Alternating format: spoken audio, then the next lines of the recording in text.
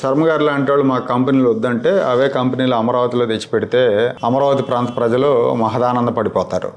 ఇప్పుడు దాకా వాళ్ళ ఆవేదన అంతా మా కంపెనీలు రావట్లేదని. సో అప్పుడు అమరావతిలో ఏర్పాటు చేస్తే విశాఖ మేధావుల డిమాండ్ తీర్చినట్టు ఉంటుంది, మధ్యాంధ్ర ప్రజల ఆకాంక్షలను నెరవేర్చినట్టు కూడా ఉంటుంది. అమరావతిలో ఐటీ కంపెనీలు లేదంటే పెద్ద పెద్ద ఫైనాన్షియల్ సంస్థలు వస్తేనే అదొక మహానగరం అయ్యే అవకాశం ఉంటుంది. అదొక ఉపాధి కేంద్రం అవుతుంది. ఉపాధి కేంద్రం అయినప్పుడే ప్రజలు అక్కడికి వస్తారు, సిటీ డెవలప్ అవుతుంది.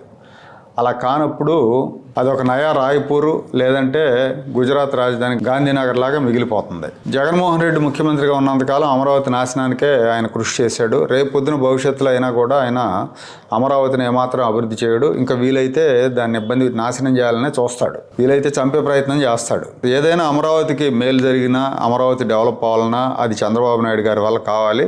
చంద్రబాబు కూడా అమరావతిని వదిలేస్తే చరిత్ర ఆయన క్షమించదు.